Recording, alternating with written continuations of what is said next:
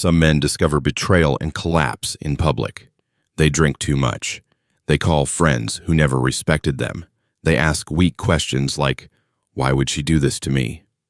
I did none of that. The night my wife sat across from me in a candlelit restaurant and quietly offered my future, my name, and an unborn child's place in my life to another man, I did what men like me have always done. I smiled. Then I let the room bury itself. My name is Peter Vance. I am a husband, a father now, a financial forensic analyst by trade, and by temperament the kind of man people mistake for gentle right up until the moment they learn the difference between restraint and helplessness. The dinner was Rachel's idea. That alone told me enough. My wife never arranged intimacy unless it served a purpose. In the early years of our marriage, that purpose had been joy. Shared wine on a Wednesday, long drives with no destination, her feet in my lap while I worked through spreadsheets from the couch. Later, the purpose changed. People do not always become strangers overnight. Sometimes they become strategic first. "Klaus wants to take us out Friday," she said, leaning against the kitchen counters in silk, the color of old champagne. "He says he wants to meet the man behind the woman." Behind the woman. Not beside. Not married to. Behind. That was the first insult. Small enough to deny. Sharp enough to hear. I looked up from my laptop and studied her face. Beautiful, composed, almost glowing with the confidence of someone who thought she was already standing on the winning side of an invisible decision. "Friday works," I said. She blinked. I think she expected resistance. Or insecurity. Or one of those territorial male performances insecure men confuse with strength. Instead, I gave her calm. Calm unsettles dishonest people. What Rachel did not know was that for months I had been waiting for Klaus Brenner to stop circling my life and sit down at my table. Because Klaus Brenner was not merely her boss, he was my father's legitimate son, and that made him my problem. I did not grow up with the Brenner name. I grew up in a modest town in Ohio with a mother who worked herself past exhaustion and still found the discipline to teach me precision. Carol Vance never wasted words. She sharpened them, then handed them to me like tools. She told me who my father was 4 days before she died. Gerald Brenner, a visiting lecturer once, wealthy later, coward all the way through. She told me he had paid her to disappear when she became pregnant, told her never to contact him again, told her his life could not survive scandal. Men with weak character often rename their fear as necessity. Then she told me something else. "He has a son," she whispered from a hospital bed that had already started to erase her from the world. "Klaus, and if trouble ever comes looking for you, Peter, don't meet it confused." Those were nearly the last useful words anyone ever gave me. So I did what I always do when the truth is hidden behind polished surfaces. I followed the money. Gerald Brenner was dying. Stage 4, cancer. Klaus stood to inherit a financial empire large enough to make decent men dishonest and dishonest men dangerous. But Gerald, whether from remorse or late-blooming conscience, had begun amending his estate to acknowledge a second son. Me. That was when Rachel's promotion arrived. That was when Klaus entered her vocabulary too often. That was when late meetings multiplied, passwords changed, and my wife began touching her phone more than she touched me. By the time she invited me to dinner, I was no longer asking whether something was wrong. I was waiting to see how ambitious the betrayal had become. Friday night arrived dressed in wealth. The restaurant sat high above the city, all dark glass, soft jazz, and staff trained to make rich people feel hereditary. Klaus was already there when we entered. He rose immediately when he saw Rachel, and there it was, that fraction of a second too much warmth. Not lust alone. Possession. He shook my hand with polished ease. "Peter, at last." Klaus Brenner was the kind of man who wore confidence like tailoring, silver at the temples, perfect posture, a face arranged by expensive barbers, and inherited certainty. "I've heard a great deal about you," he said. "I'm sure you have," I replied. Rachel laughed too quickly. We sat. Wine came, menus opened, a performance began. The three were careful, skilled even, the kind of careful that tells you the lie has already been rehearsed. Rachel laughed with her head tipped toward him. Klaus asked me thoughtful questions about the markets. He played respect beautifully. She played innocence even better. But there are things a husband notices before a rival ever does. The way his eyes checked her before she answered. The way she sought his approval in half-second glances. The way they both relaxed whenever I behaved exactly like the man they had agreed I was. Harmless, useful, temporary. By the time the main course arrived, I knew this dinner was not about seduction. It was about replacement. Then Rachel rested her fingers over her stomach. A soft gesture, almost unconscious. Klaus saw it. She gave him the smallest nod. And then, in German, with the serene cruelty of a woman certain her audience was deaf, my wife said, "Don't worry. He still thinks this child will carry his name. By the time he understands otherwise, it won't matter." Not idiot. Not this time. Worse. A man they had already removed from his own future. Klaus answered without looking at me. "Then keep him calm until the documents are finished." Documents. There it was. Not merely adultery, not merely humiliation. A plan, a transfer of position, husband, father, protector, all being discussed as roles I could be moved out of by signature. I let the silence breathe. Then I set down my glass and answered in German so evenly it sounded like courtesy. "Tell me, Klaus, when you planned to erase me, did you mean only from the child's life or from my father's name as well?" Rachel went white. Klaus did something few powerful men ever do on instinct. He forgot to breathe. There is a silence that follows ordinary embarrassment. Then there is the silence that follows a collapsed hierarchy. This was the second kind. Rachel's hand slid off her stomach as if it had touched fire. Klaus stared at me with the stunned stillness of a man who had just discovered the chair he thought he was sitting in belonged to someone else. I did not rescue either of them. That is another mistake weak men make. They hurry to relieve the tension they did not create. I have never believed in saving people from the weight of their own decisions. Rachel spoke first. "Peter." I lifted one finger. Not angrily, just enough. She stopped. Klaus recovered before she did. That told me something useful.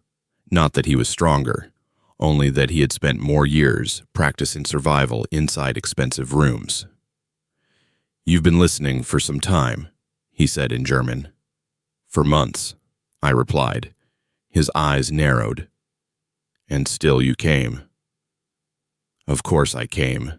Men should attend the dinner where their future is being divided." Rachel looked between us like someone trying to follow the rules of a game she had helped design and no longer understood. I turned to her in English. "You may speak plainly now. We are past theater." Her mouth opened, but nothing intelligent arrived. So I turned back to Klaus and decided to wound precision before volume. "My father is Gerald Brenner," I said. "He is dying. He has amended his estate. He hired investigators to find my mother before he found out she was too late to forgive him. And somehow, around the same time, you became interested in my wife." Klaus's jaw tightened once. Not rage. Calculation. He was measuring exposure. That made him dangerous. Most men in that situation would have denied everything. Klaus did not. He simply leaned back and asked the better question. "How much do you know?" "A responsible amount." Rachel made a broken sound. "Peter, please. I can explain." "Can you?" I asked, finally looking at her. "Can you explain whether I was supposed to raise another man's child under my name while you helped him secure leverage over my father's estate? Can you explain whether I was meant to sign something, waive something, lose something?" Which part of this had the explanation? Tears gathered instantly. Real tears. That almost made it worse, Because false women cry strategically.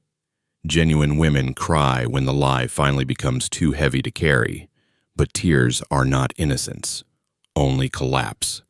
"The baby may still be yours," she whispered. May. There are single-syllable words that can humiliate a man more efficiently than insults ever could. I felt something cold move through me then. Not fury. Fury burns too hot to be useful. This was cleaner than that. I looked at Klaus. "And you? Was she your mistress, your intelligence source, or your insurance policy?" His answer came without hesitation. "All three, if necessary." Rachel turned toward him, as though he had struck her. Good. Let everyone at the table meet the truth in its native language. He kept going. "You were never the target, Peter. You were the variable. My father was changing documents. Regulators were asking questions. Rachel was close to you, close to me, and emotionally underused in your marriage. It was efficient." Efficient. There are words men like Klaus use when they want to sound superior to guilt. I nodded slowly. "And the child?" His eyes flicked once toward Rachel, then back to me. Uncertain. Rachel began crying in earnest then. Not pretty, not manipulative, simply shattered. Part of me hated seeing it. Another part of me despised that I still hated seeing it, because I had loved her. That was the most inconvenient truth in the room. I asked the question anyway. "Were you going to replace me publicly or quietly?" Rachel covered her mouth. Klaus answered for her. "Quietly, if possible." Meaning? Paternity challenge, pressure, settlement, perhaps an argument about stability if the child proved mine. If the child proved yours, then at minimum you would have remained contained while other matters were resolved. Contained. He spoke about my life the way corporations speak about liability. And then, because every betrayal deserves a sharper knife in the middle, he added, "Your wife believed you would choose dignity over conflict. She said you would rather step back than drag a child through scandal." That one landed. Not because it was false, because it was built out of truth. Rachel had weaponized the best thing in me. I held her gaze. "Did you say that?" She shook, then nodded once. I smiled. That frightened her more than anger would have. "Thank you," I said. The two most unsettling words a betrayed man can offer are not, "I know." They are "thank you." Klaus watched me carefully now. "What do you want?" I could have ended him there. I had enough to light fires in his company, his board, his regulatory exposure, possibly his freedom. But destruction is for men who need witnesses. I wanted order. "I want to see Gerald," I said. Klaus's face changed. Not much, just enough. Fear entered the room like a fourth guest. "That may not be possible," he said. "It will be," I answered, "because if it is not, the next people I speak to will not be your attorneys. They will be your board and a lawyer in Washington, whose number appeared on my phone 20 minutes after I left the hospital parking structure." That was my near loss turned into his. His eyes sharpened. "You've already moved." "I always move before I speak." He believed me, because men like Klaus recognize competence faster than kindness. Rachel grabbed my wrist. "Peter, please don't do this. Don't destroy everything." I looked down at her hand on mine. There had been a time when that touch could soften me. Now, it felt like evidence. "You should have thought of everything before you asked another man to inherit my place while I was still sitting at the table." I removed her hand gently. Gently is often colder than force. Then Klaus leaned forward and, for the first time all evening, dropped his polished executive tone. "There is more at risk than money," he said quietly. "The SEC is already watching. My father knows part of it, not all of it. If you walk into that hospital and force his hand before I stabilize the structure, the company could fracture.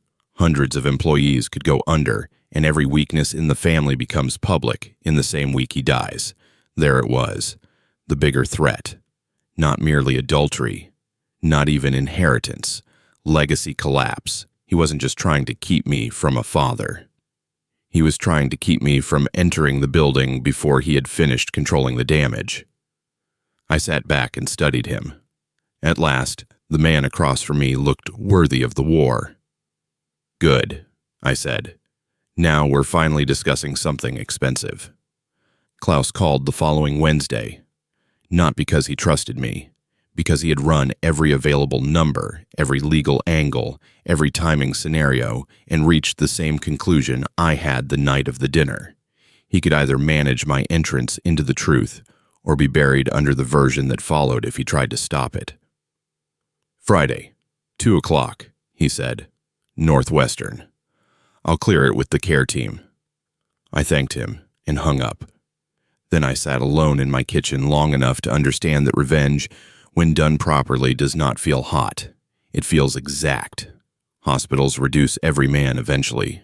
Wealth, power, affairs, strategy, all of it thins out under fluorescent light and measured breath. When I walked into Gerald Brenner's room, I did not meet a dynasty. I met an old man whose body had already begun surrendering, but his eyes were alive. He looked at me once and said, "You have your mother's face when she was disappointed." Not hello, not apology, recognition. I sat beside his bed, and for 2 hours we spoke as if truth had finally grown too old to postpone. He told me about my mother, about cowardice disguised as practicality, about years wasted protecting reputation while abandoning anything worthy of being protected. He did not excuse himself. That was the first decent thing he ever did for me. Then he showed me the second. He handed me a sealed letter, witnessed and authenticated, naming me as his son, confirming his intent, and making permanent what no one in his family could later erase. He also confirmed what I had begun to suspect. Klaus was under quiet regulatory investigation, not rumor, not possibility, active exposure. The affair with Rachel had not only been personal, it had been strategic risk management, a path toward keeping me useful, softened, and out of position while he stabilized his own vulnerabilities and controlled Gerald's amendment process. My father looked at me and said, "He is capable. He is also frightened." Frightened men with power often mistake control for wisdom. He asked me what I intended to do. I told him the truth. I won't burn the house down if the house can still protect the innocent. By innocent, I meant the child first. He understood that immediately. Gerald died 6 weeks later. Before he died, he finalized the documents, not merely the acknowledgement of me. More important than that, he rewrote the governance structure around the family trust and voting protections tied to Brenner Weiss Capital. Klaus would keep operational control, but only under full regulatory disclosure, independent oversight, and permanent restrictions on unilateral succession actions tied to any future spouse, child claim maneuver, or emergency guardianship pressure. In plain English, he could run the machine. He could never again weaponize family to seize legacy. That was my father's final correction. Mine came after. Rachel and I did not survive the year as husband and wife. There was too much rot beneath the floorboards, and I have no interest in building a home above collapse just because the paint still looks clean. But I did not leave her destroyed. The child was born in April. He was mine. When the DNA report confirmed it, Rachel cried harder than she had at the restaurant. Not from relief alone, from shame. Because by then, she understood the full size of what she had nearly handed away. My son, my name, his future. For Klaus, I chose something colder than ruin. I did not expose every account. I did not leak every document. I did not hand the regulators more than the law required once voluntary disclosure began. Instead, I required terms. Rachel would receive a clean but limited settlement through the divorce with a protected housing provision tied to our son and no discretionary access to any trust mechanism involving his surname or estate standing. She would never again be in a position to barter a child's identity for proximity to power. Klaus cooperated with regulators, kept the company alive, and remained inside the structure my father and I had locked around him. He retained responsibility, but not freedom. Every quarter of his career now passes under the eyes of compliance officers, trustees, and board controls he cannot remove. He still has the empire. He just no longer has privacy inside it. That is a far more sophisticated punishment for a man like him. As for me, I kept what mattered. My son bears my name. My father's truth is documented. My mother's silence did not swallow me. And the order they tried to rearrange behind my back now answers to terms I helped write. Sometimes people ask whether I regret not taking more. No. Weak men take everything they can touch. Strong men take what cannot be taken back. The last time Rachel saw me as her husband, she asked in a voice almost too low to hear, "Did you ever stop loving me before that dinner?" I thought about the question for a long time. Then I told her, "No, I stopped choosing you." That is the difference. Love is a feeling. Legacy is a decision. And if there is a lesson in any of this, it is not that betrayal makes a man dangerous. It is that betrayal reveals whether he was weak to begin with. I was not. My name is Peter Vance. They thought they were deciding who would replace me. What they were really doing was showing me exactly where to place the lock. And once a father closes the gate on men who mistake access for ownership, no one opens it again.